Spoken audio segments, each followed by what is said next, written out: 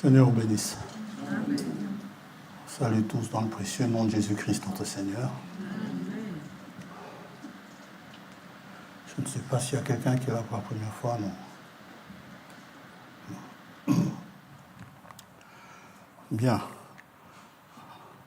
Vous avez les salutations de Maman Godet. On l'appelle comme ça, au nom de Jésus-Christ. Et elle adresse ses condoléances à la sœur qui est éprouvée, à nos deux sœurs qui sont éprouvées, et aussi à l'Assemblée, parce que nous sommes quand même touchés également. Voilà. Que Dieu la bénisse là où elle est. Vous connaissez le programme du deuil. Que le Seigneur conduise toutes choses. Nous allons prier. Père céleste, Dieu Tout-Puissant, nous te remercions ce matin pour nous avoir rassemblés, pour nous en avoir donné les moyens, dans la santé pour cela, et aussi dans cette chaleur accablante, tu nous as permis d'arriver, que nous ne soyons pas trop dans l'inconfort, mais que tu nous assistes, que tu répandes sur nous la fraîcheur, comme tu l'as fait dans le désert aux enfants d'Israël. Nous tournons nos regards vers toi, et aussi nos oreilles sont ouvertes, nos oreilles spirituelles, afin que nous puissions attentivement écouter, pour apprendre, pour tirer instruction de ce qui est inspiré de ta part. Parce que tu ne parles jamais pour rien. Quand tu parles, c'est pour nous instruire, pour nous encourager, pour nous éclairer, pour nous réprimander, pour tout cela.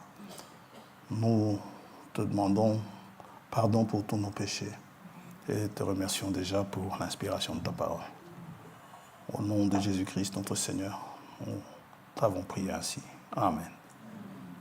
Amen.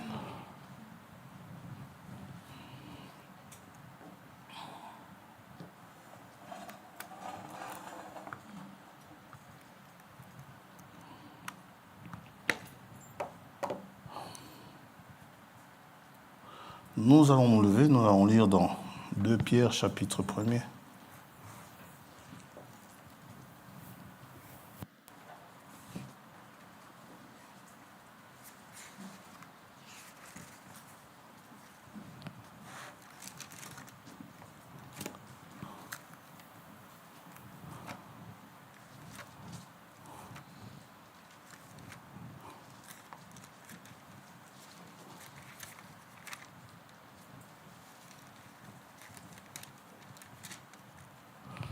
Les 2 premiers versets.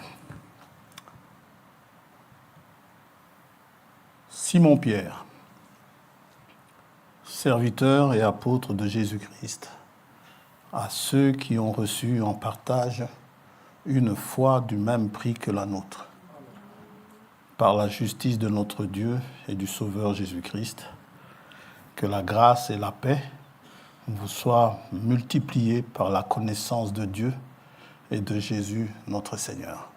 Amen. Que Dieu bénisse sa parole.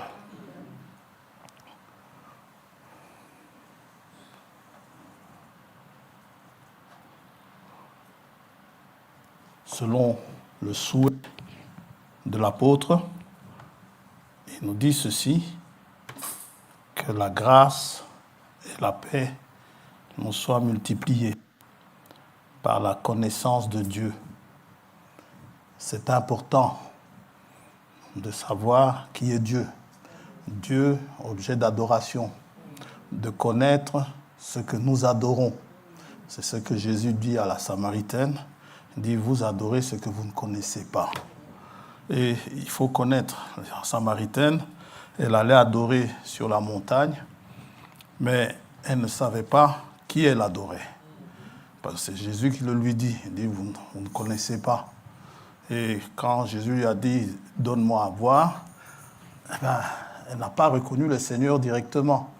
Elle lui a juste dit « mais toi qui es juif, comment est-ce que tu me demandes à moi, une Samaritaine, pour que je te donne de l'eau ?» Le Seigneur lui dit « si tu connaissais, qui est celui qui te dit « donne-moi à boire ». Il est bon de connaître le Sauveur Jésus-Christ également. De Jésus notre Seigneur, il est bon de le connaître. Et nous sommes partis de là, justement, en parlant de qui a reconnu le bras de l'Éternel. Et Jean nous dit, en fait, c'est à qui le bras de l'Éternel a-t-il été révélé. Dans Jean 12, c'est ce que Jean reprend. Et maintenant, traduit du grec, ça donne qui a reconnu ce qui a été révélé. Donc, c'est par révélation que l'on reconnaît le bras de l'Éternel. Et c'est exactement ce qui est arrivé aux apôtres, à Pierre, quand il a dit « Tu es le Christ, le Fils du Dieu vivant ». Et ce même Pierre écrit ici, en fait, Pierre a eu cette révélation du fait de la foi qu'il avait. Parce que dans Romains 10, nous voyons que ce verset-là d'Ésaïe est relié justement à la problématique de la foi. Et il dit, s'il n'y a personne qui prêche, comment est-ce que les gens croiront? Il faut la prédication. Et puis il dit, la foi vient de ce qu'on entend, la parole de Christ. Et ils avaient la foi. Alors, ici, Pierre écrit, ça a été le sujet de dimanche passé, écrit pas à tout le monde, il écrit à ceux qui ont reçu en partage une foi du même prix que la leur. Pas une foi différente, mais du même prix. Du même prix, c'est-à-dire de la même valeur. Ça, c'est une foi précieuse. Elle a de la valeur. Quand il dit la nôtre, nous là, c'est qui? Ce sont les serviteurs et apôtres de Jésus-Christ, n'est-ce pas? Et il s'agit donc d'avoir, et il dit ceci, ceux qui ont reçu en partage, cela signifie que la foi n'est pas venue comme cela de ceux qui lisent, n'est-ce pas? À ceux qui lisent, non. La foi a été donnée. Et comme ça a été donné, ceux-là, ils ont reçu. C'est un don du Dieu vivant. C'est un don gratuit. Les mots sont importants. À ceux qui ont reçu en partage une foi de la même valeur que nous. Et cette foi-là, la foi de cette valeur-là, vous permet de reconnaître Christ, vous permet de savoir qui il est, que c'est Dieu dans la chair humaine.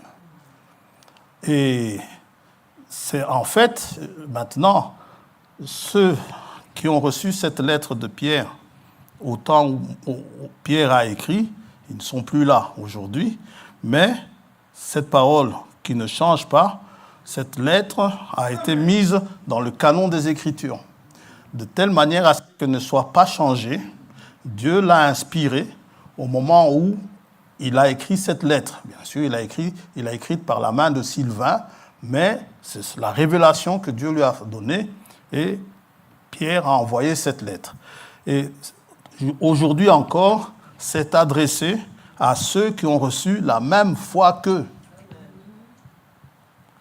Et c'est ceux qui ont reçu la même foi qu'eux reconnaissent aujourd'hui Jésus-Christ en tant que Dieu dans la chair, en tant que l'alpha et l'oméga, en tant que le vivant, le commencement et la fin.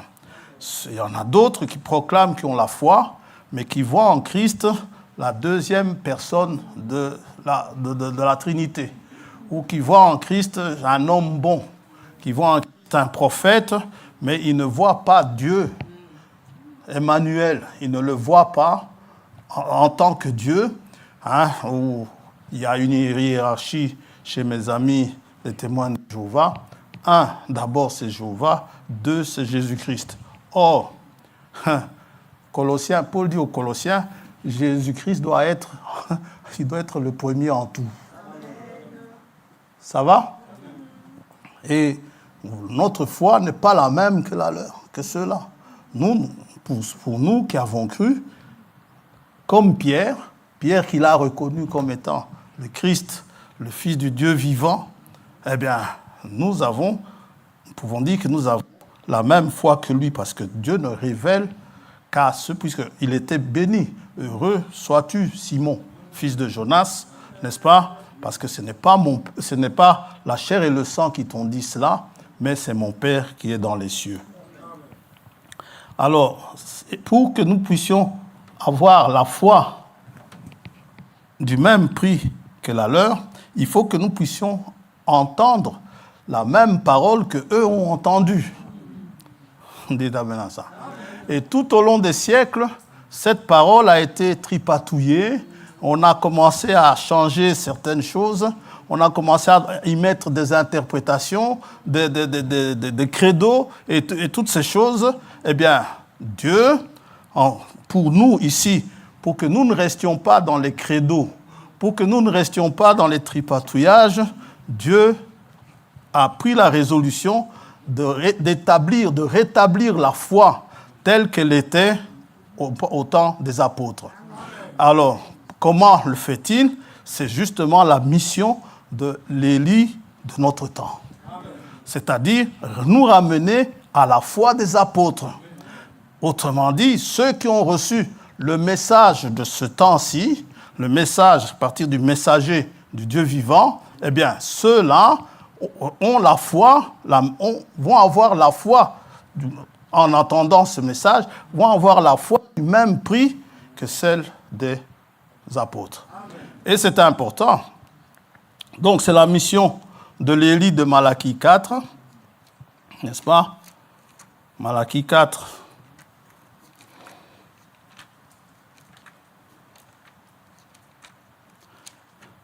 Et la foi que l'on doit avoir, l'écriture que l'on doit prendre ici, il ne s'agit pas de mettre notre foi en Élie. Ceux de la première heure n'ont pas mis leur foi en Élie. Ils ont mis leur foi en Jésus-Christ. Ça va? Tous ceux qui viennent et qui disent Malachie 4, c'est très bien, mais Dieu ne vous a pas juste demandé de croire à ces deux versets-là, mais Dieu vous demande de croire en toute la parole. Alors, verset 5, « Voici, je vous enverrai Élie le prophète, avant que le jour de l'Éternel arrive. Ce jour grand et redoutable, il ramènera le cœur des pères à leurs enfants, et le cœur des enfants à leurs pères, de peur que je ne vienne frapper le pays d'interdit. » Alors, certains vont se lever, vont vous dire, c'est Jean-Baptiste. Bon, on va regarder ce que dit la Bible au sujet de Jean-Baptiste. Luc, chapitre 1er. Parce que Jean-Baptiste était réellement un Élie. En tout cas, il avait l'esprit d'Élie.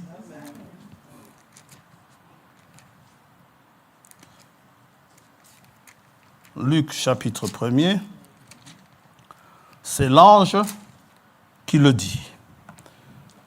Et là, un ange est un messager. Au verset 13, mais l'ange lui dit à Zacharie, « Ne crains point, Zacharie, car ta prière a été exaucée. Ta femme, Élisabeth, t'enfantera un fils, et tu lui donneras le nom de Jean. » L'ange était au courant de la prière de Zacharie. C'est que Zacharie avait demandé toute sa vie, pendant une bonne partie de sa vie, ce qu'il avait demandé à Dieu. Et finalement, peut-être que pour Zacharie, c'était perdu, puisqu'il était avancé en âge, se disant, Dieu ne me l'a pas accordé. Mais ce qui est bien, Zacharie, malgré cela, était toujours au poste. Il était toujours au poste. Il n'a jamais reçu ce qu'il avait demandé. Il était toujours au poste. Alors, on lui dit, et l'ange lui dit, tu sais, ta prière, c'est pas qu'elle n'avait pas été entendue, mais elle a même été exaucée. Ta femme Élisabeth t'enfantera un fils. dans le tard, Dieu, il tient les temps et les circonstances. Il en est le maître. Ta femme t'enfantera un fils et tu lui donneras le nom de Jean. Ça va? Jean a une signification. On ne donnait pas les noms comme cela pour le plaisir de donner. Jean a une signification. Je ne sais pas ce que Scofield dit. J'ai oublié parce que j'avais regardé. Il y a puisque nous on dit Jean, mais en hébreu c'est Yohan. J-O-H-A-N. Je vous amènerai la signification exacte du mot de Jean, du nom Jean, c'est que ça veut dire. Et les noms ont toujours une signification. Maintenant, si les noms ont une signification, quand l'ange dit à Marie, tu concevras, le Saint-Esprit te couvrira de son ombre, et tu concevras un enfant, tu lui donneras le nom d'Emmanuel, ça veut dire Dieu avec nous. Eh bien, l'ange a dit exactement ce que l'enfant sera. Ce sera Dieu avec nous. Ça va? Et ici, Zacharie n'avait pas de choix à donner le nom. Comme nous aujourd'hui, nous on donne un prénom parce qu'on l'aime bien. Hein? Mais là, le nom était donné dans un but bien précis. Car il sera grand, donc il sera pour toi un sujet de joie et d'allégresse, et plusieurs se réjouiront de sa naissance. Car il sera grand devant le Seigneur. Il ne boira ni vin, ni liqueur enivrante. Si toi, Jean, tu en prends, si toi, Zacharie, tu en prends, lui ne pourra pas en prendre. Et il sera rempli de l'Esprit Saint dès le sein de sa mère. Il était tellement rempli de l'Esprit Saint dès le sein de sa mère qu'il a reconnu Jésus-Christ rien que par la salutation de Marie alors qu'elle annonçait cela à sa mère. Et il a bougé dans le ventre de sa mère quand Marie est venue saluer, est allée annoncer la nouvelle à la maman de Jean. Eh bien, il ramènera plusieurs des fils d'Israël au Seigneur leur Dieu. Il marchera devant Dieu avec l'esprit et la puissance d'Élie pour ramener les cœurs des pères vers les enfants. Ça va?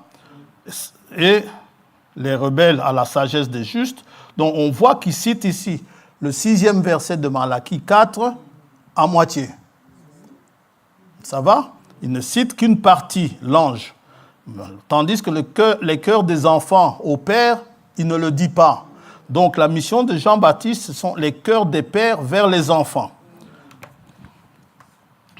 Et les rebelles à la sagesse des justes, afin de préparer au Seigneur un peuple bien disposé. Jésus va nous décrire la mission de Jean-Baptiste. C'est que Jean-Baptiste devait faire. Parce que sinon, vous allez venir me montrer Matthieu 17, là où le Seigneur parle de Jean-Baptiste disant « c'est lui, l'Élie, qui devait venir ». Alors oui, Élie est venu pour un temps, mais le même Seigneur Jésus-Christ décrit la mission de Jean-Baptiste. Matthieu 11.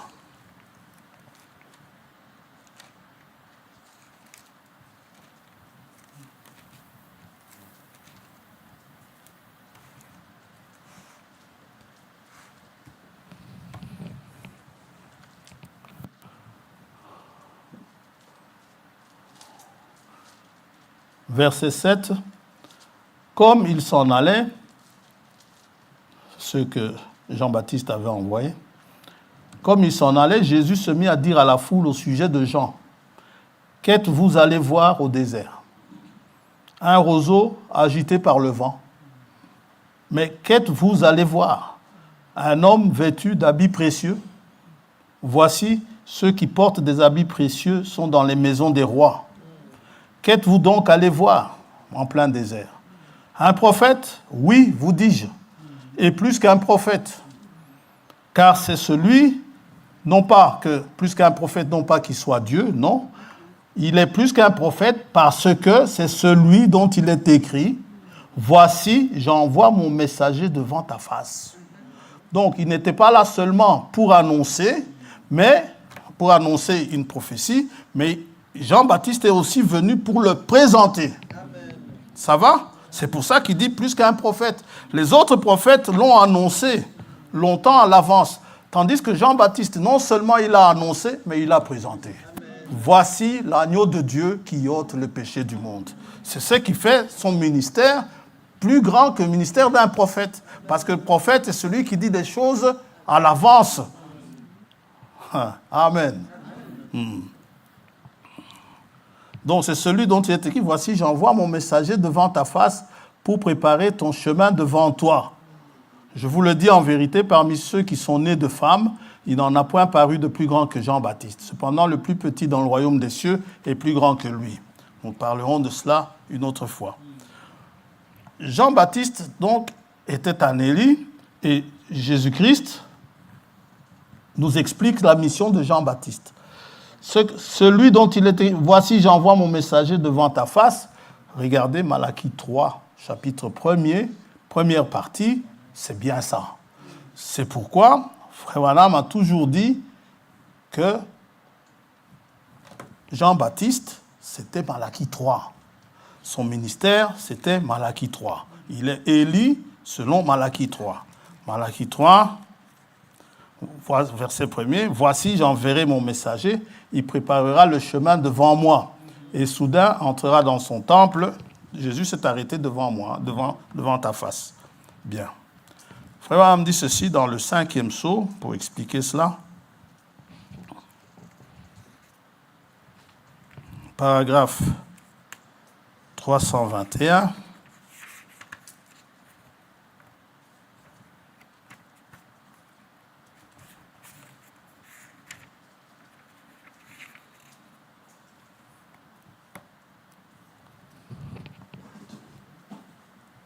Je me sens un peu drôle, vous voyez? Regardez s'il y en a qui pensent. Je veux que vous saisissiez ceci, maintenant. Voyez-vous, s'il y en a qui pensent encore que Malachie 4, de rétablir les gens, c'est la même chose qu'il va faire là-bas chez les Juifs et qui pensent que tout ça, c'est la même chose, permettez-moi de prendre un instant pour rectifier cela pour vous. Vous voyez, il y a de quoi être un peu dérouté.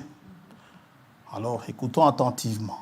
En effet, souvenez-vous, dans Malachie 4, il est dit qu'il ramènerait la foi des pères ou des enfants vers le Père. Malachie 4. Vous voyez, vers les pères. Maintenant, laissez-moi vous montrer la différence de ministère entre Jean-Baptiste et l'Élie qui devait venir. C'est ça la différence. Si celui-là venait ramener la foi, c'est pourquoi nous en parlons ce soir, ramener la foi des enfants vers les pères. Si celui-là, donc Jean-Baptiste, s'il devait ramener la foi des enfants vers les pères, il nierait Christ. Vous voyez? Mais c'était la foi des pères vers les enfants. Donc il retournerait à la loi, pardon. Pas vrai? Les pères observaient la loi. Donc s'il ramenait la foi des pères sur les enfants, donc c'est l'observance de la loi. Vous saisissez? L'Assemblée dit Amen. Remarquez, quand Élisée, quand il est venu accomplir son ministère dans Malachie 4, c'est Élie, c'est là. Eux, ils traduisent, ils ne veulent rien changer, même quand le frère, sa langue fauchait. Dans Malachie 4, vous voyez, bon, Élisée était aussi un Élie. Il avait aussi l'esprit d'Élie. Lui, il avait ça en double portion.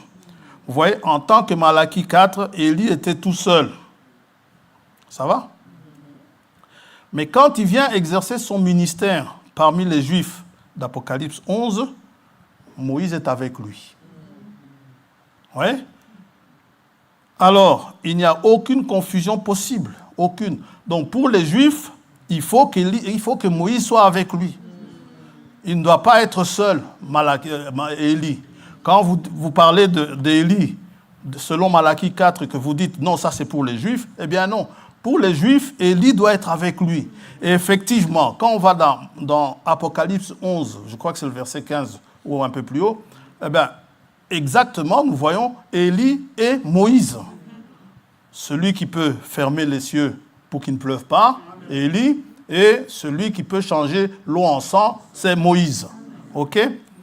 Alors, il n'y a aucune confusion possible, aucune. Vous voyez? Vous saisissez? Quand Élisée vient, celui de Malachie 4, il est tout seul. Élie sera là. Pas Élie et Moïse. Malachie 4. Élie se lèvera. Mais cette même inspiration qui a dit qu'Élie viendrait à la dernière partie de l'âge de l'Église, donc nous ici, c'est-à-dire rétablir la foi des enfants vers les pères. Ça va? Jean-Baptiste, l'ange a dit que c'était des pères vers les enfants. Ça va? Il va expliquer qui sont les pères et les enfants. Rétablir la foi des enfants, les ramener à la foi originelle des pères. Nous, pour l'Église, l'âge de l'Église, les pères, c'est la foi. La foi des pères, c'est la foi apostolique des apôtres. La foi apostolique qui doit vous être rétablie. Et donc, si Élie fait bien son travail, et comme c'est le Saint-Esprit qui le fait, le travail va être bien fait. Ceux qui auront reçu ce message, le message tel que Dieu l'a envoyé, pas la chasse aux écureuils, pardon. C'est pas ça le message. Le message est compris, bien sûr, parfois pour illustrer certaines choses. Il nous parle des expériences qu'il a eues, mais prenez l'essentiel du contenu. C'est ça qui est important. Ça va? Les écureuils, gloire à Dieu, mais c'est juste pour que nous puissions voir que c'est Dieu qui l'a conduit. Parce que Dieu est le seul créateur. Et Dieu ne fait qu'appuyer le message. Alors, ne mettez pas ça dans le message, disant que c'est ça que le message que Dieu vous envoie. On savait avant qu'il ne vienne que Dieu créait les écureuils. On le savait. Qui ne savait pas ça? Vous voyez? Même ceux qui ont brouillé le message savent que c'est Dieu le créateur des écureuils. Bon.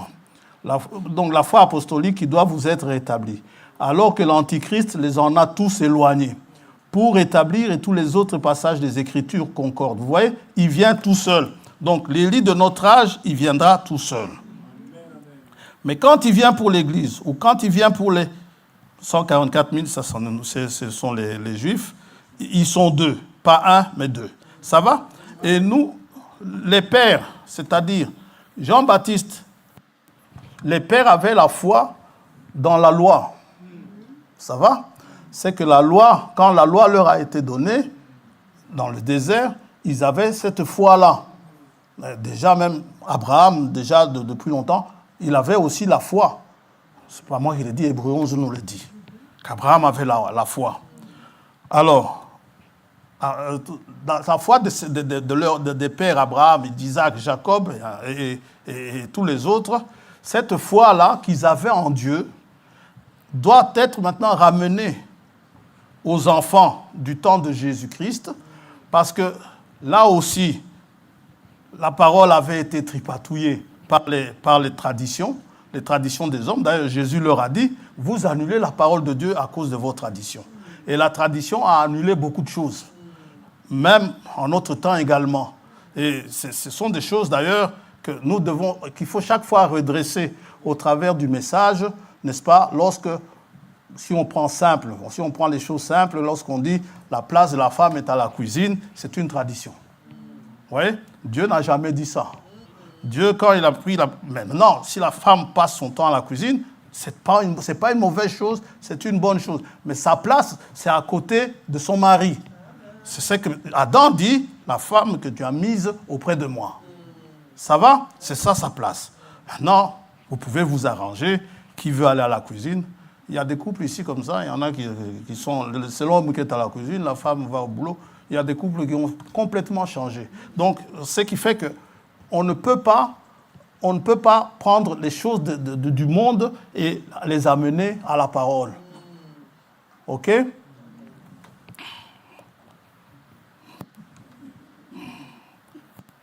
Alors, maintenant, ces patriarches, eux, ils ont vu Jésus de loin, depuis les prophéties qui étaient lancées. Maintenant, du temps de Jean-Baptiste, Jésus-Christ est venu. Et il devait ramener la foi de ces gens-là à la foi Donc, ils avaient la foi en Jéhovah, et maintenant, ils devaient ramener la foi que le Jéhovah de l'Ancien Testament, c'était le Jésus qui était là, le Jésus du Nouveau. Certains ont cru, d'autres n'ont pas cru. Vous voyez? D'ailleurs, Philippe a tout de suite reconnu, quand Jean-Baptiste a dit « Voici l'agneau de Dieu qui ôte le péché du monde », lorsqu'il est allé le dire à Nathanaël, il a dit à Nathanaël, écoute, celui dont Moïse a parlé, nous l'avons vu. Donc il a reconnu directement. Donc effectivement, ils avaient cette foi-là en la loi depuis Moïse, et que Moïse avait prophétisé que quelqu'un, maintenant, il était là. Et Nathanaël, eh bien, il a arrêté de croire un peu ce qu'il croyait avant, il a commencé à suivre Jésus-Christ. Et maintenant, en ce qui nous concerne, donc, tous les apôtres là ont suivi le Seigneur, ils disent même nous avons tout quitté pour te suivre. Jésus vous savez cela dans Marc 10, Jésus leur dit, si vous avez tout quitté, vous allez retrouver même plus que ce que vous avez quitté. Ça va? Cela pour nous encourager quand même en ces temps-ci où nous sommes secoués. Que si on a quitté des choses pour Christ, Christ rétablira ces choses-là. Et si nous avons quitté nos pères, nos mères, il nous donnera des pères et des mères. Amen. Il est celui qui nous rassemble à nouveau. Même si nous nous séparons, Christ est celui qui peut ouvrir un cercueil, n'est-ce pas? Sortir un jeune homme de là, dire, jeune homme, il parle au jeune homme, je te le dis, sors, lève-toi, et le remettre à sa mère. Christ peut le faire. Et il le fera certainement. Tous ceux que nous avons perdus, même si visuellement, en ce qui nous concerne, nous voyons qu'ils n'ont pas cru, vous ne savez pas ce qui s'est passé à la dernière seconde avant que la personne ne s'en aille. Pour autant que vous leur ayez quand même, vous leur en ayez parlé. Et nous devons savoir ceci. J'aime prendre l'exemple de Rahab. Rahab, elle a demandé les siens. Et parmi ceux qui ont la foi comme la foi d'Abraham, Rahab y est. Et si Rahab y est, je suis certain que tous ceux qui étaient dans sa maison lors de l'attaque des Hébreux sur Jéricho, tous ceux que Rahab a pu mettre dans sa maison, je suis certain qu'ils sont avec elle. Parce que ce sont des gens qu'elle aimait. Et le ciel ne peut pas être le ciel sans eux. Et Dieu est conscient de ça. Amen. Donc, il y a des gens, il y a vos frères, vos sœurs, mes frères, mes sœurs, mes parents, pour toutes ces personnes pour lesquelles j'ai prié. Eh bien, que j'ai prié pour qu'ils aient les yeux ouverts. Eh bien, moi, si je suis au ciel et que je sais que mes frères sont perdus, je ne serai pas si heureux que ça. Mais je serai vraiment heureux si les miens y sont aussi. Et qu'ils y sont par les prières que j'ai adressées à Dieu. Ce ne sont pas des prières vaines, ce sont des prières que Dieu entend. Comme il a entendu celle de Zacharie. Ça va? Alors, Jean devait tourner les cœurs des pères vers les enfants. Donc, les vieux patriarches au message des enfants, qui était le message de la nouvelle génération, qui était là du temps de Jésus-Christ. Le message d'aujourd'hui va tourner les cœurs des enfants, donc des enfants qui sont dans l'Église aujourd'hui, au père apostolique de la Pentecôte originelle, donc à cette foi-là. Quand on dit tourner les cœurs vers, le frère Branham interprète ça en disant c'est la foi des enfants vers la foi des pères. Ça va? Donc, notre foi à nous doit être ramenée à la foi apostolique, c'est-à-dire à la foi du même prix que celle de Pierre. Amen. Ça veut dire, si j'ai cette foi-là ce matin, je suis capable de le reconnaître devant moi et dire, tu es le Christ, le Fils du Dieu vivant. Pourquoi? Parce que Dieu me le révèle. Dieu me dit que c'est lui. Vous pouvez venir me dire plein de choses, ça ne marchera pas. Maintenant, cette foi-là, donc, c'est la foi du même prix que celle des apôtres et des serviteurs de Jésus-Christ. Maintenant, cette foi-là, il faut bien la garder. Hein. On va lire et puis on va commencer le sujet d'aujourd'hui. Jude, verset 1er.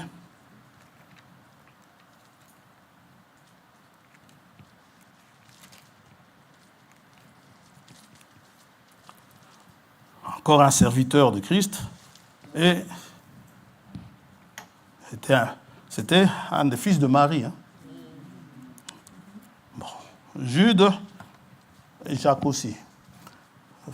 Jacques dont il est question ici. Serviteur de Jésus-Christ et frère de Jacques, à ceux qui ont été appelés, qui sont aimés en Dieu le Père, Amen. Et gardés pour Jésus-Christ. Que la miséricorde, la paix et l'amour vous soient multipliés. Bien-aimés, alors que je désirais vivement vous écrire au sujet de notre salut commun. Je voulais vous écrire à ce sujet-là, j'en avais plein le cœur, je voulais vraiment vous le dire, mais le Saint-Esprit a décidé autrement. Je me suis senti obligé de vous envoyer cette lettre pour vous exhorter à combattre pour la foi qui a été transmise aux saints une fois pour toutes. Les paroles sont importantes. Ce sera le sujet ce matin, la foi qui a été transmise aux saints une fois pour toutes. Pas 2 fois. Ça va? Ça veut dire que si elle vous a été transmise, elle ne vous sera plus retransmise une 2e fois. Alors, faites ceci, gardez-la. Il dit qui a été transmise aux saints une fois pour toutes. Et il nous exhorte à combattre. Il y a un combat. Amen. Combattre pour cette foi. Cette foi, elle est précieuse, du même prix. Cette foi, donc elle a du prix. Et au verset 20, Jude toujours dit ceci, pour vous bien-aimés, qui sont les bien-aimés à qui il s'adresse ici? C'est vous, c'est moi, ce sont ceux qui avaient la foi autrefois. Pour vous bien-aimés, vous édifiant vous-même sur votre très sainte foi et priant par le Saint-Esprit, maintenez-vous dans l'amour de Dieu en attendant la miséricorde de notre Seigneur Jésus-Christ pour la vie éternelle. Elle est sainte, elle est même très sainte, nous dit l'apôtre. Et il dit, la foi qui a été transmise aux saints, pas à tout le monde, aux saints, une fois pour toutes. Elle n'est transmise qu'aux saints, c'est-à-dire à ceux qui ont été sanctifiés, à ceux qui ont été mis à part pour le service. Le mot qui signifie, le mot originel, que ce soit en hébreu, que ce soit en grec dans le Nouveau Testament, le mot pour traduire sanctifié a un sens large. Ça peut aller de la consécration. Certaines Bibles peuvent traduire en certains endroits consacrés. D'autres Bibles peuvent dire purifier ou moins la purification, parce que parfois vous pouvez trouver dans la Bible purification et sanctification à côté, l'un à côté de l'autre. Mais il y a plusieurs mots qui peuvent traduire cela, mais retenons ceci, mis à part pour le service également. Ça veut dire quoi? Vous n'êtes plus à côté. Israël était un peuple saint, pourquoi? Parce que, d'abord, c'est vrai, le Dieu saint descendait parmi eux. Et Balaam, quand il regarde, il dit, c'est un peuple qui a sa demeure à part, qui n'est pas avec les nations. C'est un peuple tout à fait différent des peuples des nations.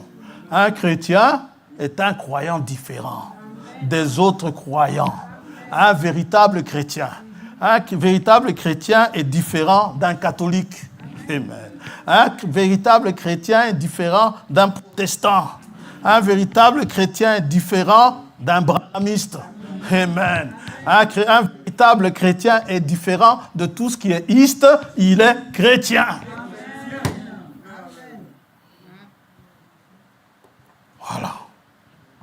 J'aime ça. Et ça, c'est un saint. Et vous allez vous étonner, 1 Corinthiens, chapitre 1er, nous parle des Corinthiens. Vous allez voir que la parole est adressée à eux. Seulement à eux. Paul, appelé à être apôtre de Jésus-Christ, par la volonté de Dieu, et le frère Sosthène, à l'église de Dieu qui est à Corinthe, à ceux qui ont été sanctifiés en Jésus-Christ, saints par vocation, par l'appel. Dieu vous a appelé pour vous mettre à part. À tous ceux qui invoquent en quelque lieu que ce soit le nom de notre Seigneur Jésus-Christ, leur Seigneur et le nôtre, nous avons la même foi que lui, que Paul.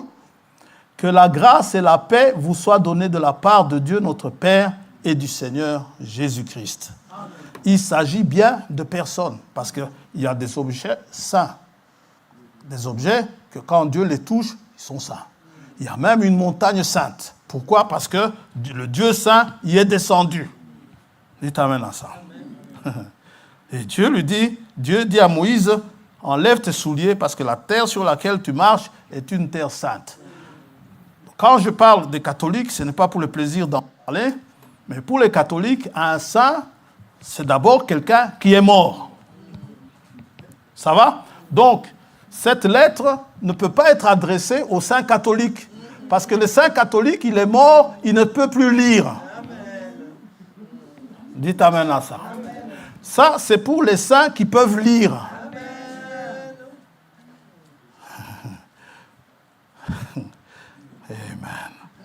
Amen.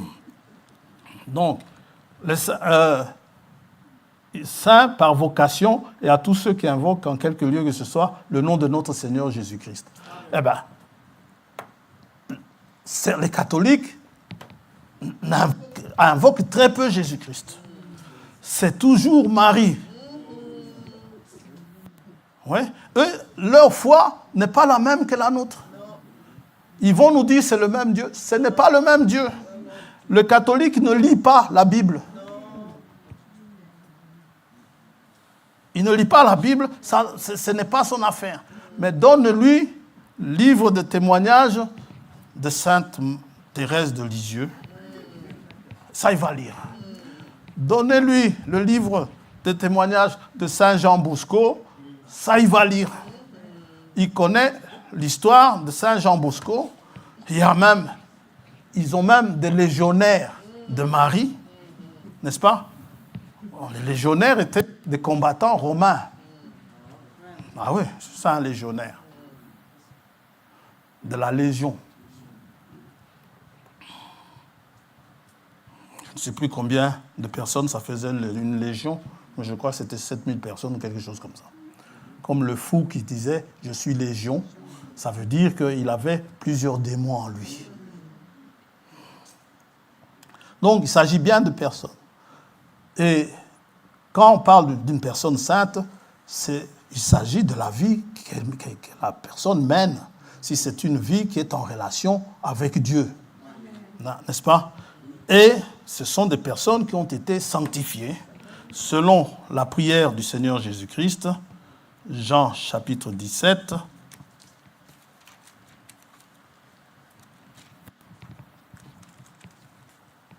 verset 17, Jésus-Christ prie, il dit ceux que le Père lui a donnés, il prie pour eux, il dit sanctifie-les par ta vérité.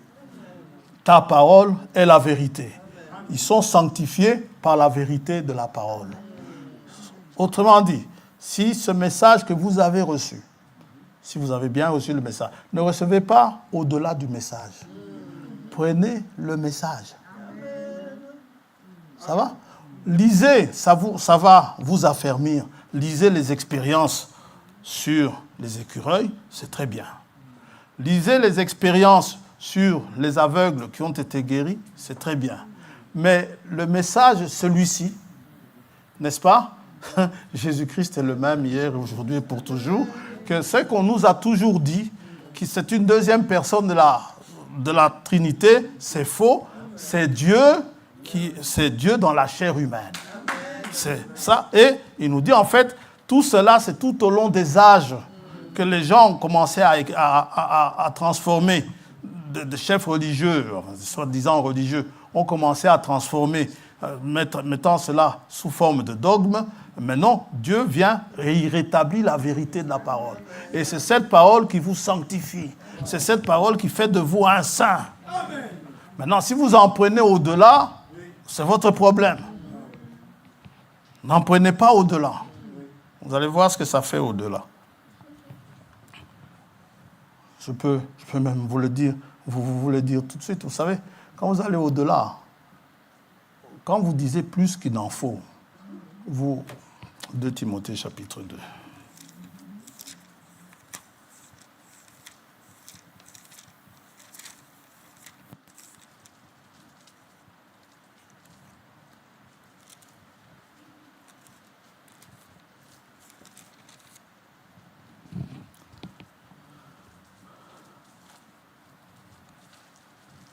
Verset 16. Paul donne des conseils à Timothée, son fils dans la foi. Évite les discours vains et profanes, car ceux qui les tiennent avanceront toujours plus dans l'impiété. Et c'est vrai, quand quelqu'un tient un mauvais discours profane, donc païen, il avance vraiment toujours dans l'impiété. Il n'a plus la crainte de Dieu, il dit n'importe quoi, croyant que Dieu va appuyer ses paroles. Et leur parole rongera comme la gangrène. De ce nombre sont Hyménée et Philette, qui se sont détournés de la vérité, disant quoi? Que la résurrection est déjà arrivée. Vous voyez, c'est vrai que la parole nous parle de la résurrection. C'est vrai que la parole nous dit qu'il y aura un temps pour la résurrection. Eh bien, il y en a qui sont toujours pressés pour toujours avancer les choses et dire que la résurrection est déjà arrivée. Exactement comme l'enlèvement. Il y a la parole qui nous promet qu'il y a un enlèvement. OK? C'est une promesse de Dieu. Les Corinthiens ont reçu cette promesse. 1 Corinthiens 15. Les Thessaloniciens ont reçu cette promesse. Et cela nous concerne tous. Nous voyons cela aussi dans l'Apocalypse. Eh bien, il y en a qui viendront quand même vous dire que l'enlèvement a déjà eu lieu. Aux Thessaloniciens, on leur a dit que le jour du Seigneur était déjà arrivé. C'est vrai que quand l'ange descendra, l'ange puissant d'Apocalypse 10, descendra et posera un pied sur la terre et un pied sur la mer, quand il va crier, 7 tonnerres vont parler. Ça va?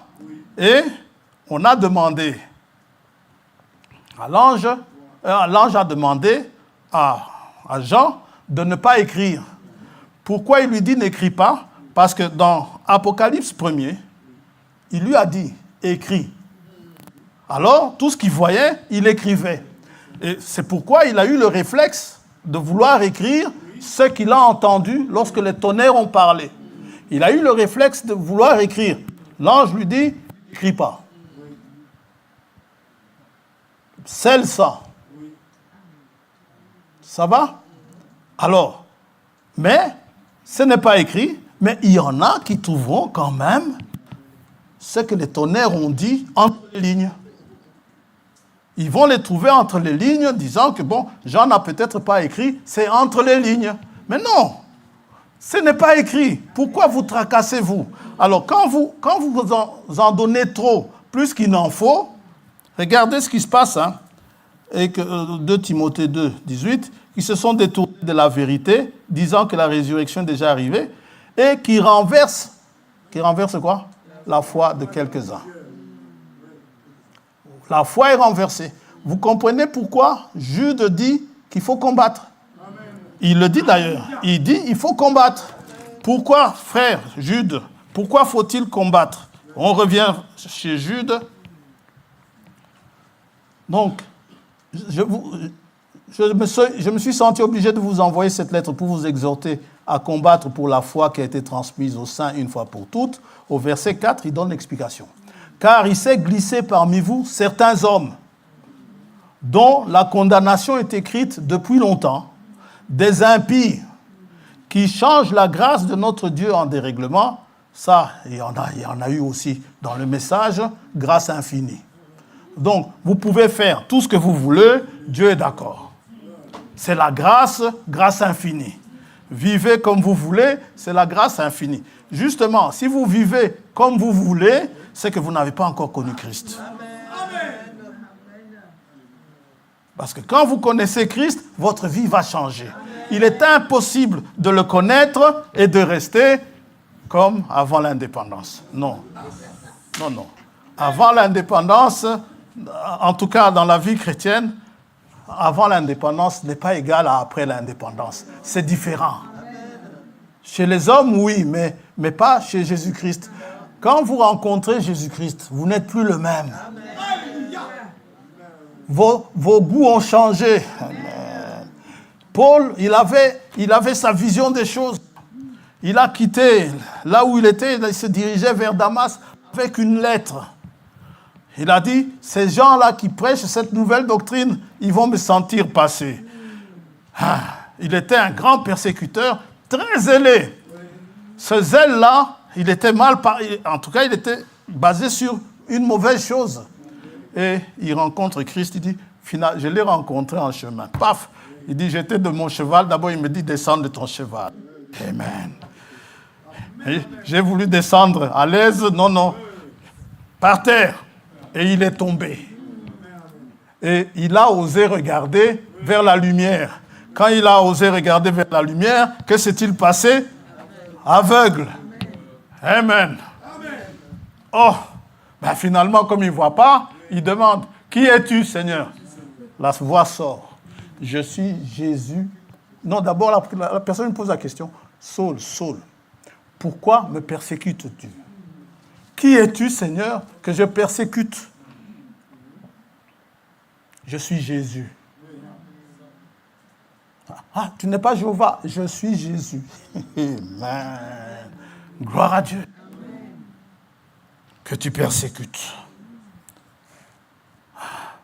Donc, il change la grâce de notre Dieu en dérèglement. Et regardez, et qui renie notre seul Maître et Seigneur Jésus-Christ. Donc, si ça vient pour renier le seul Maître et Seigneur Jésus-Christ, combattez ça. Amen. Si on vient avec des trucs du genre le prophète d'abord, combattez ça. Amen. C'est toujours Christ d'abord. Amen. Toujours. Lui, toujours le premier. Nous ne sommes pas des Jésus seuls. Non, ce n'est pas ça notre... Non. Nous savons qu'il est notre seul Maître et Seigneur. Amen. Maintenant, si vous venez me raconter des salades, non, je n'en veux pas. Moi, si vous m'apportez un autre Jésus, celui que les apôtres... Moi, j'ai une foi du même prix qu'eux. Si vous m'apportez un autre Jésus que eux ont prêché, je n'en veux pas. Je veux celui-là. Le pape a son Jésus, tant mieux pour lui.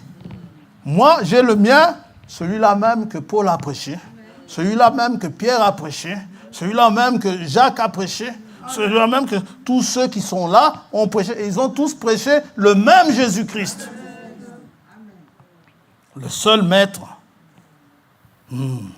Bon, une fois j'ai eu une question, un frère, paix à son âme, ce frère n'est plus là, il m'avait posé la question, Jésus parle dans Jean 17, 19, il dit, je me sanctifie. Comment est-ce que Jésus peut-il encore se sanctifier? C'est simple, il dit, seulement ceci, il s'est mis à part. Il est à part. Il s'est mis à part pour nous. Il n'a pas à se purifier, il était déjà pur. Il n'a pas à se consacrer, il était déjà consacré. Il dit, il s'est mis. Donc, il est prêt pour le service qu'il devait rendre en notre faveur. Les saints, bien sûr, les saints, il y en a qui sont morts. Maintenant, on va parler la foi qui a été transmise aux saints, ces saints-là, il y a des saints vivants, il y a des saints qui sont morts. Ça va? Qui sont déjà morts.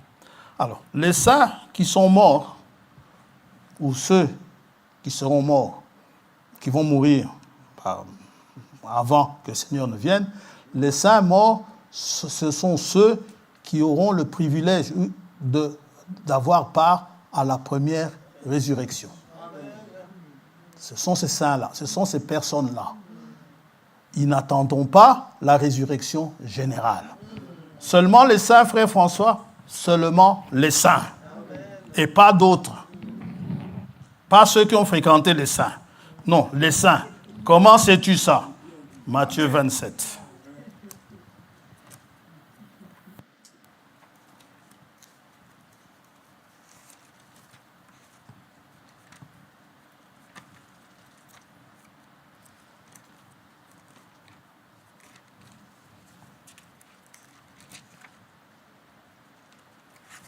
Matthieu 27. Oh, c'est une chose merveilleuse cette foi qui a été transmise aux saints. Hein? Elle vous ouvre la porte de la résurrection. Amen. Matthieu 27.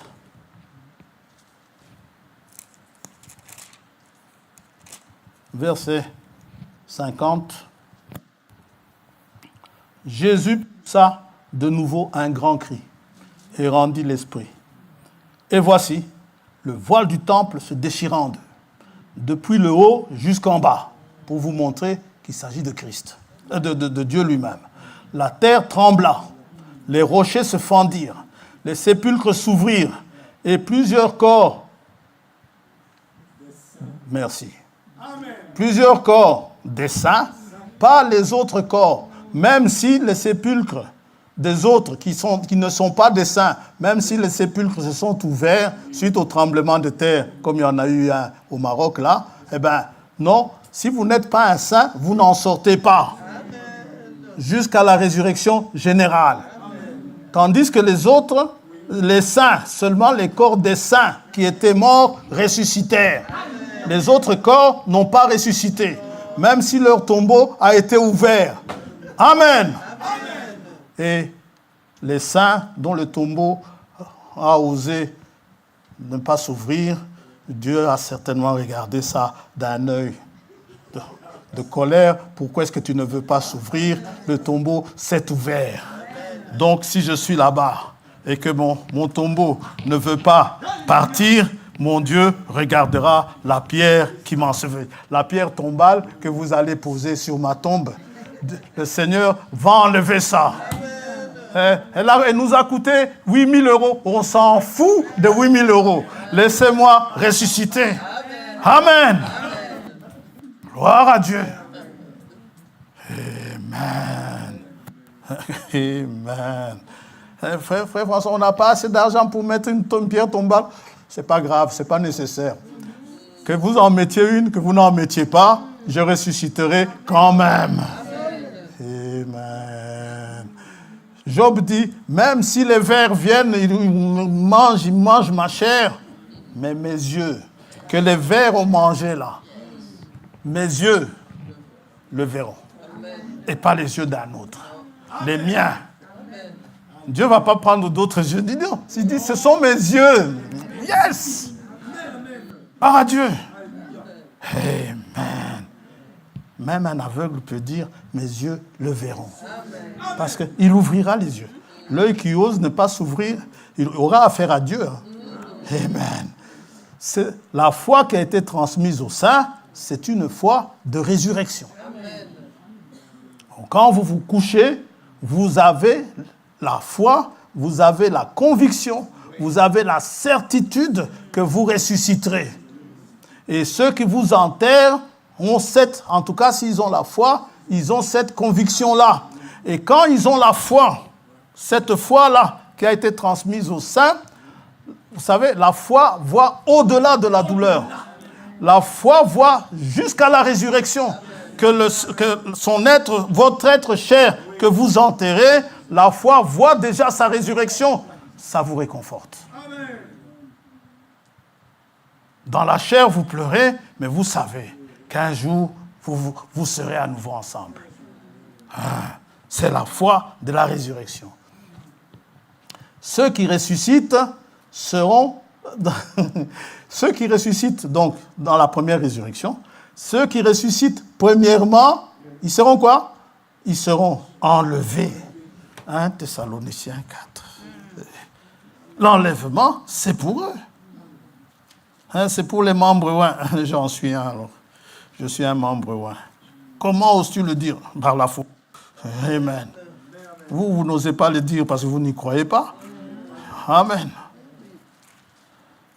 1 Thessaloniciens 4. Quelle est la différence entre un membre ouin et moi? Il est ouin, je suis ouin aussi.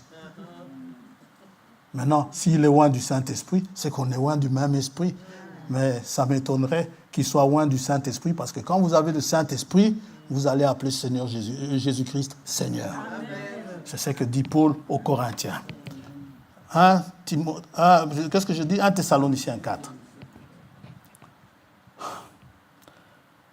Verset, on va prendre verset 15. On va prendre 15. Voici en effet ce que nous vous déclarons d'après la parole du Seigneur. Nous les vivants, pour ceux qui disent qu'ils sont vivants aujourd'hui.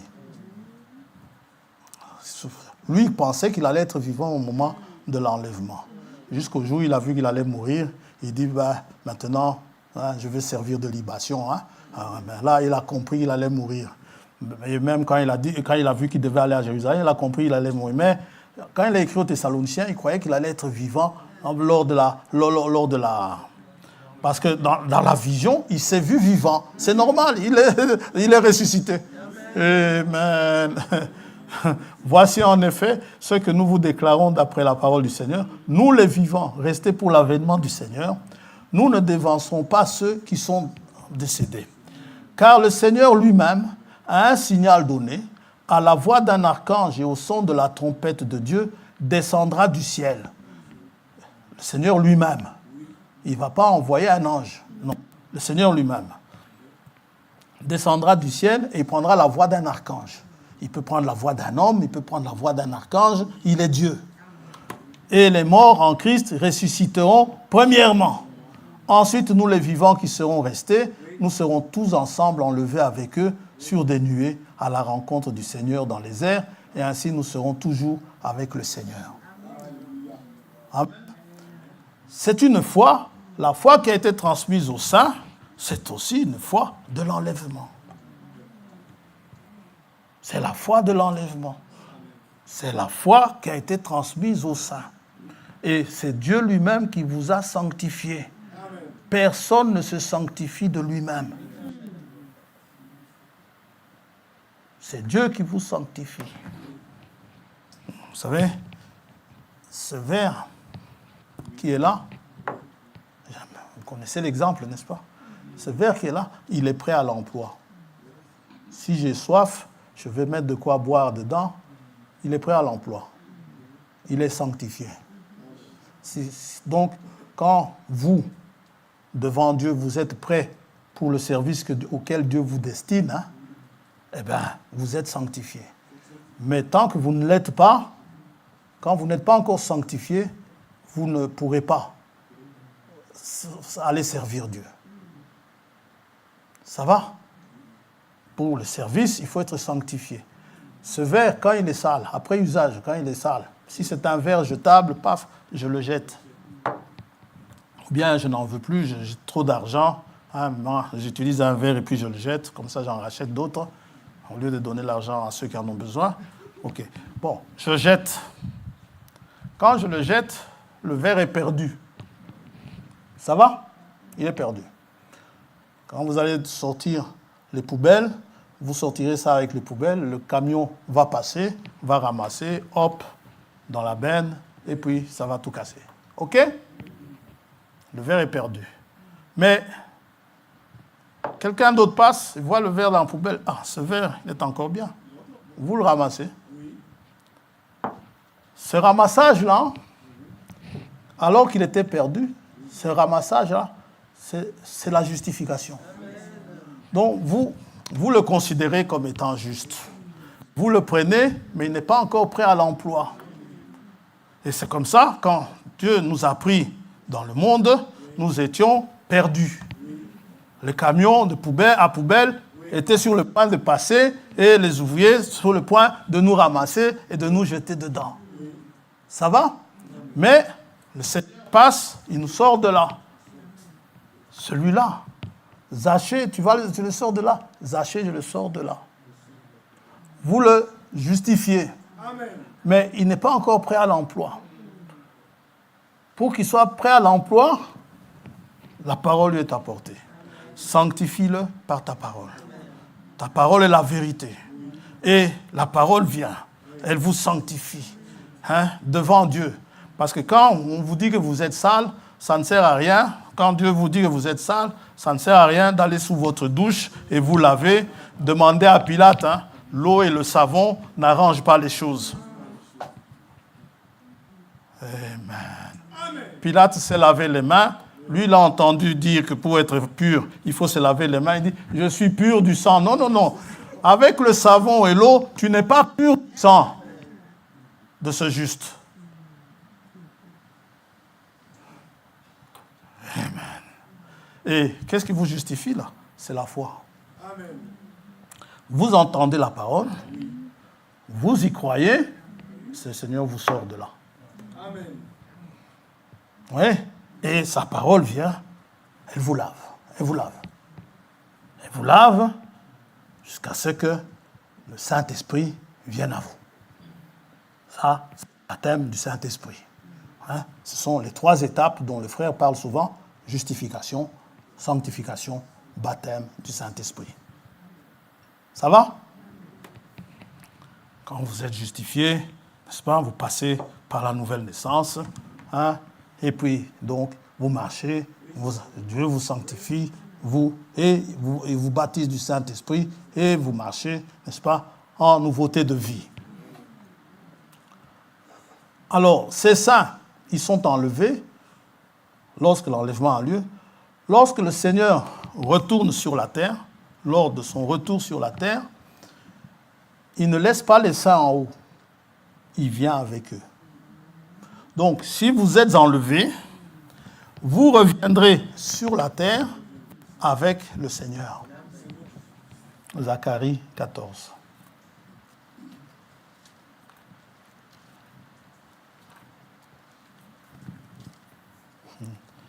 Cette foi qui a été... C'est un trésor. Cette foi qui a été transmise aux saints une fois pour toutes. Amen.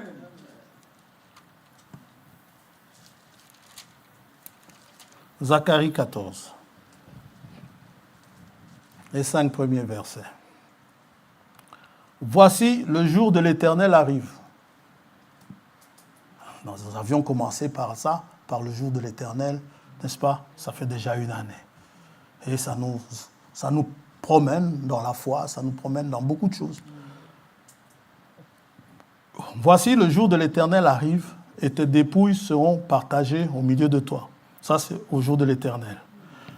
Je rassemblerai toutes les nations pour qu'elles attaquent Jérusalem. La ville sera prise, les maisons seront pillées et les femmes violées.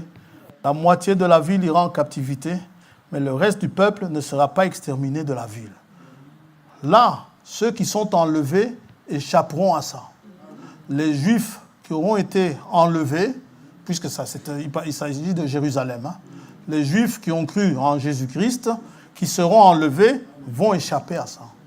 Par contre, ceux qui n'ont pas cru et qui seront vivants à ce moment-là, ils subiront ça. L'Éternel paraîtra. Et ces nations vont réellement le faire. Quand il dit les maisons pillées, la ville prise, les maisons seront pillées, les femmes violées, regardez, ça c'est juste un avant-goût, regardez ce qui s'est passé en Ukraine. C'est qu'ils ont fait en Ukraine. Ils ont pillé des maisons, ils ont violé, ils ont fait toutes ces choses-là, ils ont tué. Ça va être pire après l'enlèvement. Quand ils vont s'en prendre, maintenant qu'ils peuvent s'en prendre aux Juifs. Les États-Unis presque complètement détruits là-bas avec la secousse de Los Angeles. n'est-ce pas? Los Angeles dans la mer, la Californie complètement fichue, et toutes ces choses, plus Sam 2, je ne sais pas, de M. Poutine, qui va aussi tomber par là, les États-Unis complètement anéantis, Israël se retrouve sans soutien efficace. Alors, à ce moment-là, au lieu chaque fois de regarder vers New York, ils vont enfin regarder en haut. Oui, oui, fiston, en haut. Et l'Éternel paraîtra et il combattra ces nations. Donc toutes ces nations qui vont entourer, on en parlera un de ces jours, qui vont entourer Israël. Israël ose encore aller bombarder des sites en Iran. Ils l'ont fait, enfin, malgré que l'Iran soit une puissance nucléaire, Israël s'en fiche. Israël est parti larguer quelques petites bombes là-bas. Mais le même Iran, c'est la Perse. Hein. Quand vous lisez dans la Bible, l'Iran sera parmi les nations qui vont encercler Israël. Et avec un sentiment de vengeance, hein, avec beaucoup de haine. C'est pourquoi ils vont faire ces choses aux Juifs.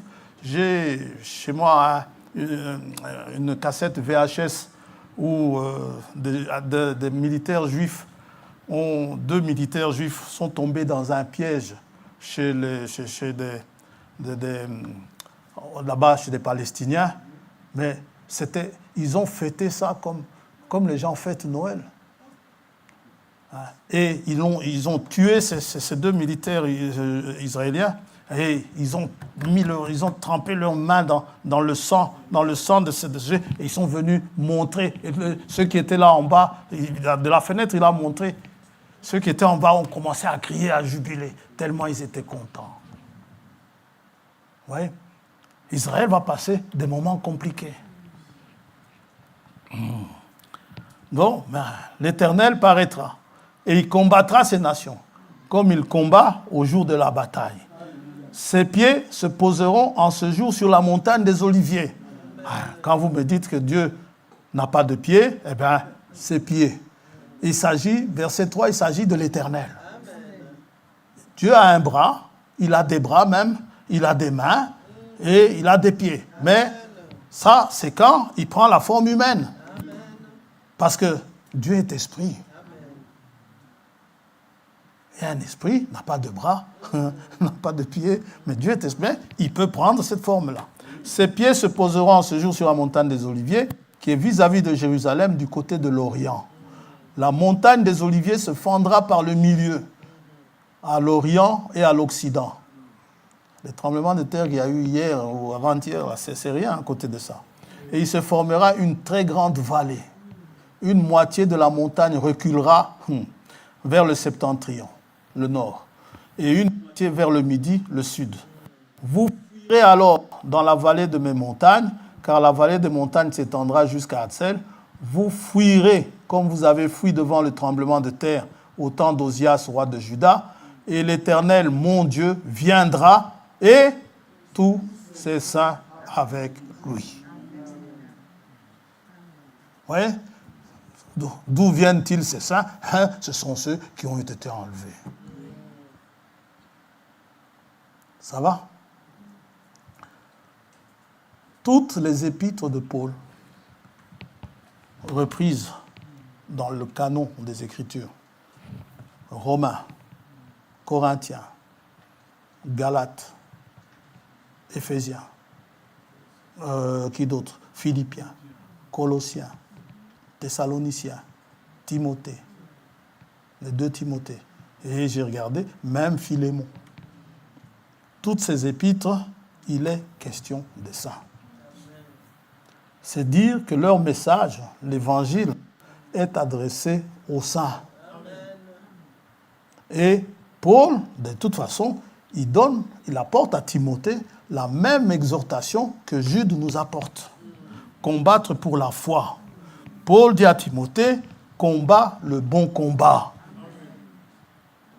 1 Timothée 1. Vous pouvez, puisque le temps n'y est pas, mais vous pouvez lire dans toutes les... Je vais vous les donner, hein, si vous voulez écrire. J'ai regardé dans Romains, lisez Romains 1 à 7, vous allez rencontrer des saints, jusqu'au 8 même si vous voulez. 1 Corinthiens 1, on l'a lu tout à l'heure. Aux Éphésiens 1, aux saints qui sont à Éphèse. Vous vous rappelez? Et qu'est-ce qu'il leur a réservé, ces saints qui sont à Éphèse? De toute bénédiction spirituelle dans les lieux célestes. Philippiens 1, 1. Colossiens 1, jusque de 1 à 2. Les Thessaloniciens. Et ainsi de suite. Timothée. Même Philémon. Lisez un peu plus dans Philémon, vous allez voir. Il est question des saints. Cette parole est pour vous.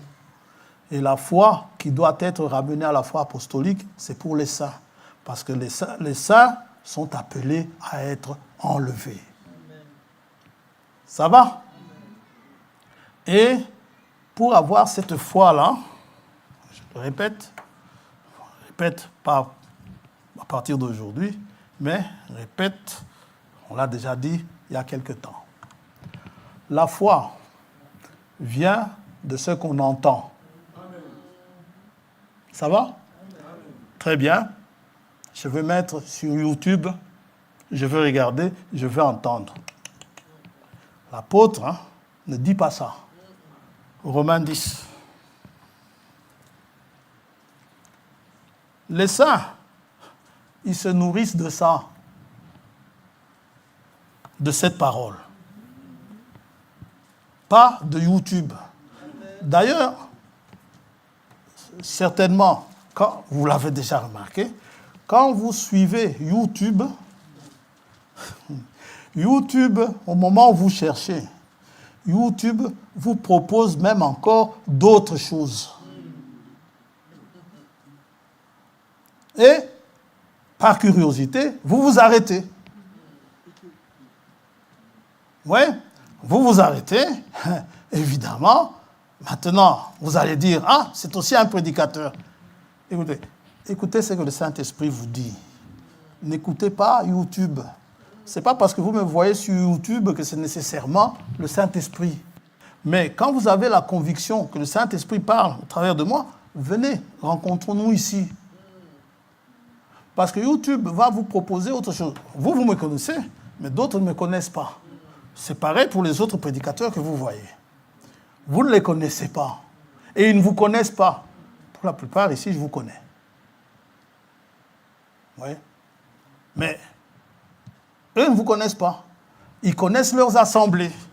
Laissez ça tranquille. Vous venez. Parfois, il y en a qui trouvent ça tellement bien. Ils m'envoient.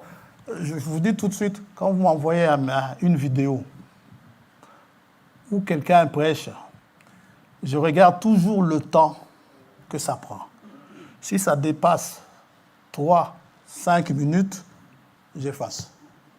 Je n'ai pas le temps à passer 1 heure à écouter ça. Si ça dépasse 1 heure, donc parfois, je regarde, tiens, ça va faire 1 heure. Je vous dis, c'est inutile de m'envoyer ça. Je préfère écouter ce que le Saint-Esprit va me dire. Même si les choses qu'il dit sont très bonnes, Dieu soit loué pour cela. Mais Dieu peut aussi nous donner des choses très bonnes. Et il peut vous en donner aussi. Quand je vois ce que le frère dit, quand il explique ces choses-là, de Malachie 4, ici, donc quelques paragraphes plus haut, plus bas, il dit, quand j'ai lu ça, j'ai commencé à courir dans tous les sens. Mais ça arrive, vous savez. Quand Dieu vous parle, vous êtes chez vous. Dieu vous montre les choses, vous avez envie de hurler. Vous vous retenez. Vous vous retenez à votre table, comme si la table a quelque chose à voir avec votre cri, mais vous vous retenez. Je vous dis tout de suite, Dieu révèle ces choses. Quand il a révélé à Siméon, c'était sans YouTube. Quand il a averti Siméon, il dit, tu verras, c'était même pas à l'Assemblée non plus. Il dit à Siméon, tu verras le salut de Dieu, la consolation d'Israël. C'est le Saint-Esprit qui le lui a dit. Le Saint-Esprit, on l'a chanté ici, hein. Le Saint-Esprit est là. C'est pour tous. C'est la promesse même depuis Joël, n'est-ce pas, qui nous dit, l'Esprit sera répandu sur toute chair. Donc c'est pour vous également. Romains 10 d'abord, sinon on va oublier de le lire. J'aime bien le lire. Romains 10.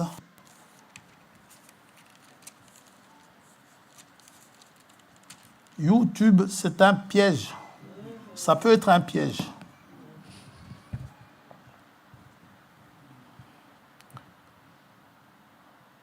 Verset 13. Car quiconque, n'importe qui, invoquera le nom du Seigneur sera sauvé. Et personne ne peut l'invoquer sans le Saint-Esprit. Comment donc invoqueront-ils celui en qui ils n'ont pas cru? Comment vous allez l'invoquer? Et comment croiront-ils en celui dont ils n'ont pas entendu parler? Et comment en entendront-ils parler s'il n'y a pas d'Internet? Non. S'il n'y a personne qui prêche,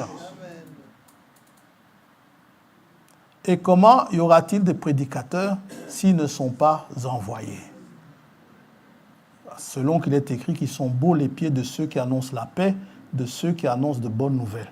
Vous savez, pas seulement pour les églises, mais quasi dans le monde même, après avoir inventé Internet, le monde en souffre avec ce qu'ils aiment bien appeler les fake news, les fausses nouvelles. Là où on exagère certaines choses, certaines déclarations, il y en a qui sont même ingénieux pour faire des montages et qui vous envoient ça. Vous voyez? Il y en a beaucoup qui tombent dans le panneau. Ah, il a dit ça, il a dit ça. Et puis la personne vient et dit, mais je n'ai rien dit de tout ça. Vous voyez? Eux-mêmes s'en plaignent. Il y a des professeurs qui se sont suicidés à cause de ça. Et même aussi des jeunes gens qui se sont suicidés à cause de ça. Ou des photos, des films ont circulé, des personnes en ont eu ras-tête, ras-le-bol, comme on dit, ils se sont suicidés. Enfin, c'est un fléau. Ça peut aider, ça nous aide quand nous sommes malades, on ne peut vraiment pas se déplacer, ok? Mais ça peut aussi détruire. Et ça ne choisit pas, hein. Ça détruit même les adeptes. C'est comme celui qui a inventé la guillotine. Il s'est fait guillotiner lui-même. Bien. Donc Paul exhorte Timothée comme Jude. Il dit à Timothée, n'est-ce pas? 1 Timothée 1, 18.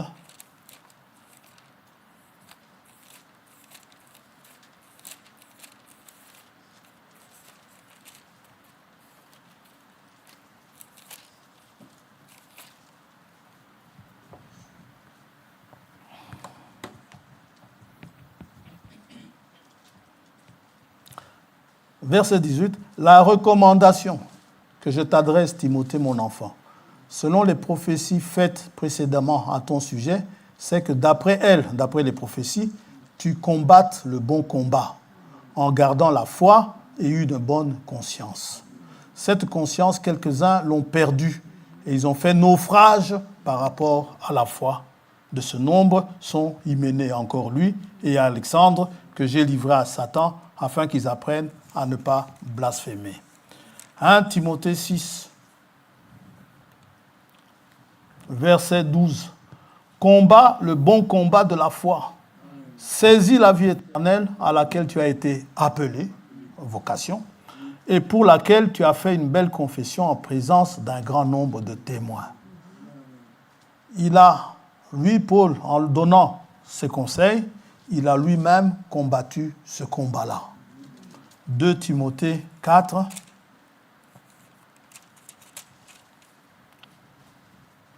verset 6. Car pour moi, je sers déjà de libation et le moment de mon départ approche. Verset 7. J'ai combattu le bon combat, j'ai achevé la course, j'ai gardé la foi. Qu'est-ce qui peut m'enlever la foi? Des hommes avec des doctrines bizarres, n'est-ce pas? Disait Jude. Qu'est-ce qui peut vous enlever la foi? Hyménée et Philette qui vous disent que l'enlèvement, enfin, la résurrection a déjà eu lieu. Évidemment, si la résurrection a eu lieu, c'est que l'enlèvement a eu lieu. Ça va. Qu'est-ce qui peut encore apporter quelques dommages à la foi? Jésus dit à Pierre, il dit le crible, la secousse. Quand vous êtes secoué, il dit votre foi peut défaillir. Mais sur ce point-là, pour ceux à qui la foi, ces saints-là, à qui la foi a été transmise une fois pour toutes, même les cribles n'arrivent pas à leur enlever cette foi-là. Satan viendra vous dire, comme il a dit au frère Branham, après qu'il t'a enlevé ta femme, après qu'il t'a enlevé ta fille, après tout ça, et puis tes parents, tu es là, tu n'es nulle part. Après tout ça, tu continues encore à le servir. L'autre le regarde, même en pleurant. Il lui dit, même s'il doit m'envoyer en enfer, je l'aimerai toujours. Le crible, là vous avez, c'est quelqu'un dont la foi est bien ancrée. Je pleurerai, c'est vrai. Je verserai des larmes, c'est vrai. Mais Jésus, qu'est-ce qui va me séparer de lui? Ouais. Donc, Paul dit à Tite, il dit c'est la foi des élus. La foi qui a été transmise aux saints une fois pour toutes. Tite, chapitre 1er.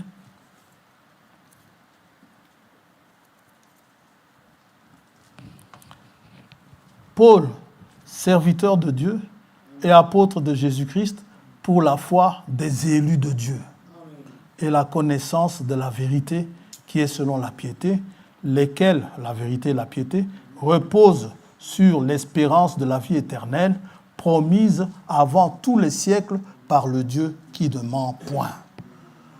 Oh, toute bénédiction spirituelle est pour vous. Par cette foi-là qui a été transmise aux saints une fois pour toutes, par cette foi-là, vous êtes agréable à Dieu. Sans elle, vous n'êtes pas agréable à Dieu. Et Dieu lui-même rend témoignage de cette foi-là. C'est là où vous voyez dans Hébreux chapitre 11, il dit « C'est par la foi qu'Abel offrit à Dieu un sacrifice plus excellent que celui de Caïn.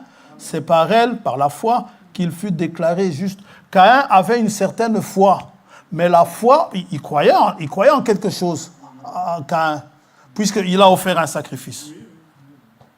Ouais. Il y a des gens qui offrent des sacrifices.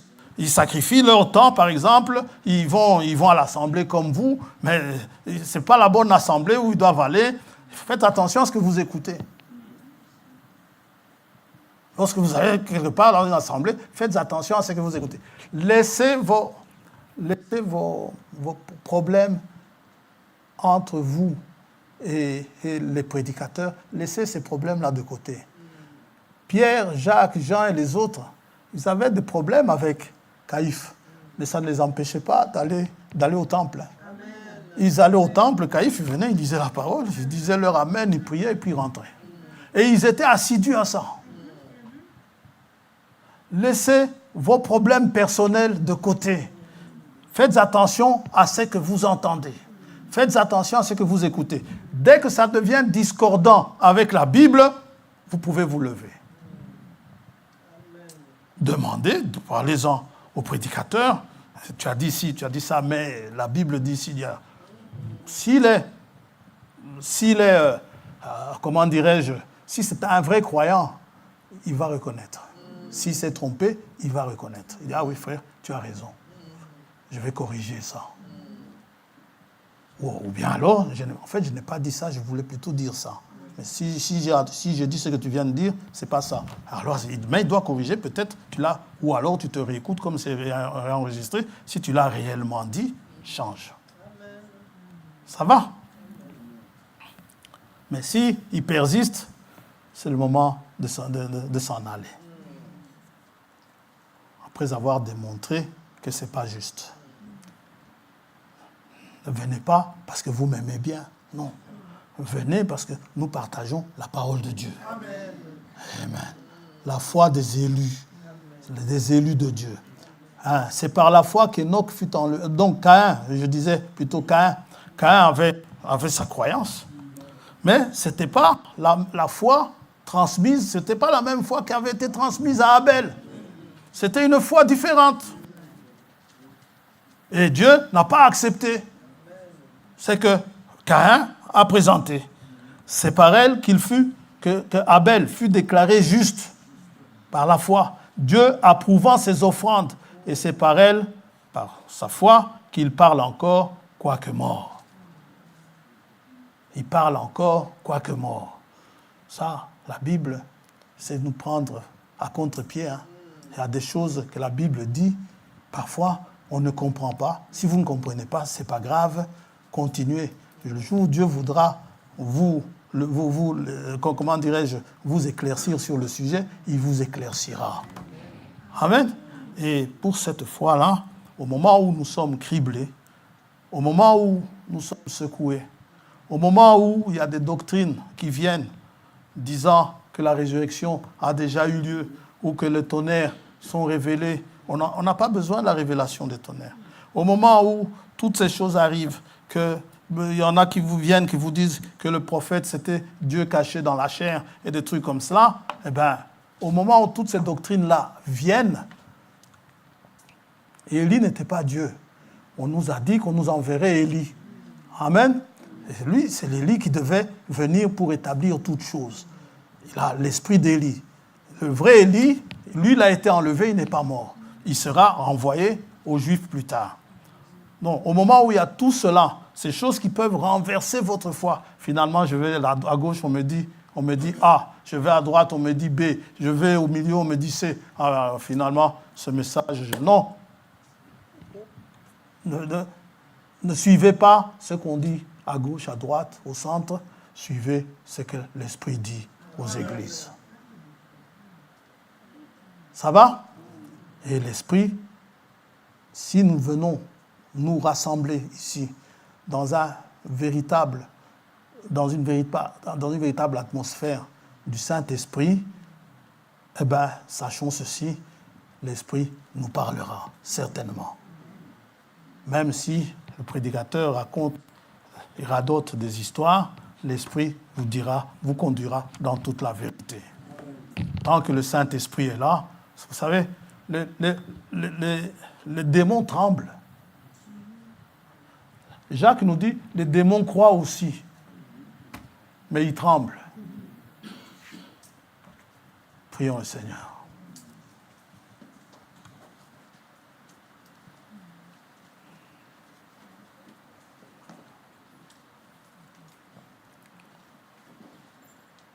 Cette foi qui a été transmise au sein, cette foi qui croit en l'enlèvement, en un enlèvement, cette foi qui croit en la résurrection, cette foi qui croit en un Dieu qui secourt, en un Dieu vivant,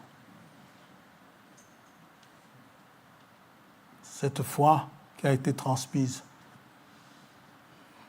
Si quelqu'un ne la sent pas encore, nous allons prier pour lui. Que Dieu la lui donne. L'Assemblée ne lui donnera pas cette foi-là. C'est un don de Dieu. Et celui qui a la foi, qui ne l'a pas, en tout cas, celui qui ne l'a pas, je lui conseille juste de faire comme ce papa d'enfant lunatique, n'est-ce pas? Quand il a crié à Dieu, il a crié au Seigneur Jésus-Christ, il est celui qui suscite la foi et l'amène à la perfection. Le Seigneur Jésus-Christ, nous dit Hébreux 12. Eh bien, ce papa-là a dit au Seigneur, il a dit, viens au secours de mon incrédulité. Faisons-en la prière. Nous prierons pour ceux-là qui en ont besoin. Que le Seigneur vienne au secours de leur incrédulité, de leur difficulté à croire certaines choses. Ce que la Bible dit. Prions.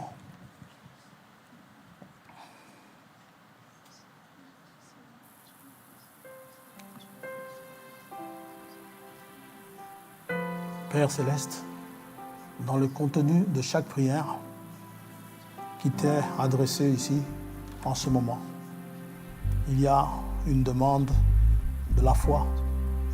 Les disciples ont demandé au Seigneur Jésus-Christ de leur augmenter la foi. Ils ont écouté comme des disciples, afin qu'ils apprennent de ta part. Marthe avait cette foi. Marie, qui était assise au pied du Seigneur, avait cette foi. Elles croyaient toutes les deux en la résurrection. Elles croyaient en tout cela. Leurs yeux de la foi ont vu la résurrection. Et la résurrection de leur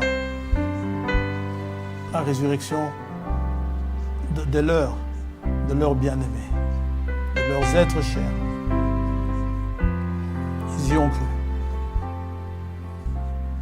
Et tu as ressuscité Lazare d'entre les morts. 4 jours plus tard, pour nous montrer qu'il y aura un temps où, bien que la mort nous ait séparés, nous vivrons à nouveau ensemble. Bien que Sarah ait été séparée d'Abraham, mais quand Abraham sera à table avec Isaac et Jacob, nul doute que Sarah sera là. Comme Marthe et Marie étaient au souper où Lazare, qui était ressuscité des morts, au dîner où Lazare, ressuscité des morts, y était. Dans les prières qui te sont adressées, certainement, il y a la demande de cette foi-là, dont il a été rendu témoignage, comme la foi dans Hébreux 11. Toi qui la donnes, toi qui la suscites, je te prie ce matin d'entendre les prières de tes enfants, de les exaucer et de les mettre dans les conditions d'entendre pour que ce don gratuit qui vient de toi, qui vient des cieux, puisse être leur part, puisse être leur lot. L'apôtre nous dit, nous avons reçu cela en partage. Eux aussi l'ont reçu. Ils n'étaient pas plus que nous, mais c'était tes élus. Et nous croyons que tu nous as choisis également. Et celui qui en a soif aujourd'hui, certainement, si cette soif est là, c'est que tu l'as élu certainement. Et c'est ton moyen de l'appeler. Que tu lui accordes ce qu'il te demande. Ce don merveilleux qui nous vient des cieux. Sois béni, sois loué. Et nous te remercions pour cela, pour les secousses que nous subissons. Nous te remercions que malgré les secousses, notre foi ne défaille pas. Elle ne faillit pas, tout simplement parce que tu as prié pour nous, comme tu as prié pour Pierre. Parfois c'est dur, mais c'est toi qui as les paroles de la vie éternelle. Tous ceux qui ont subi ces secousses en cette année, je te les remets entre tes mains, avec lesquels nous nous rassemblons, que tu les fortifies. Que tu leur montres encore plus la résurrection avec les leurs qui les ont quittés, pour lesquels ils ont prié, parfois même avec lesquels ils ont prié ensemble. Telle est notre prière ce matin. Nous t'en remercions, te le demandons au nom de Jésus-Christ, ton Fils bien-aimé, notre Seigneur Jésus. Oh, non, notre Seigneur, notre glorieux Seigneur, nous te demandons en son nom. Amen.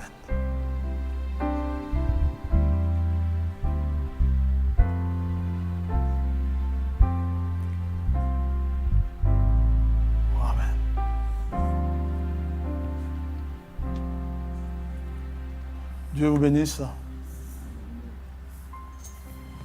J'ai ici une annonce.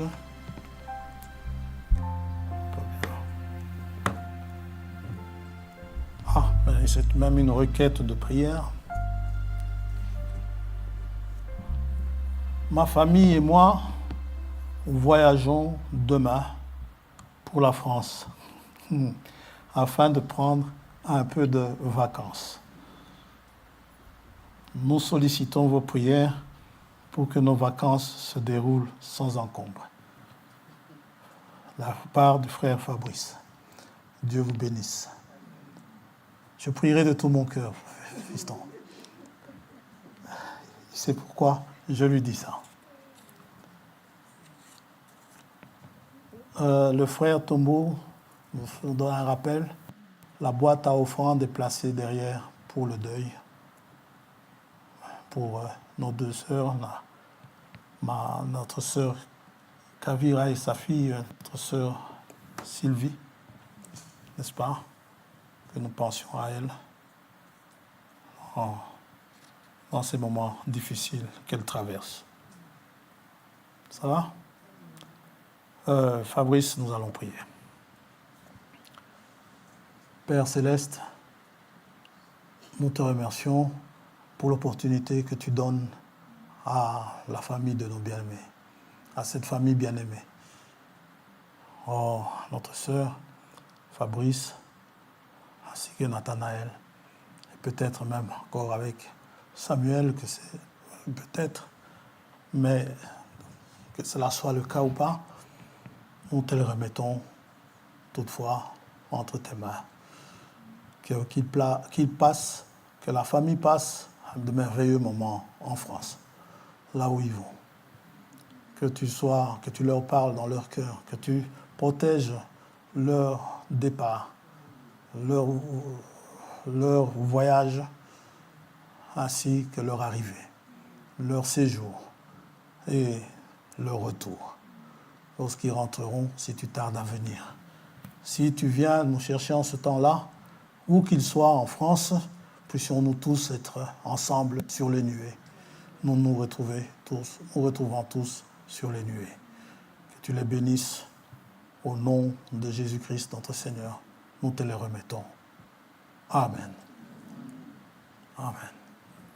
Dieu vous bénisse.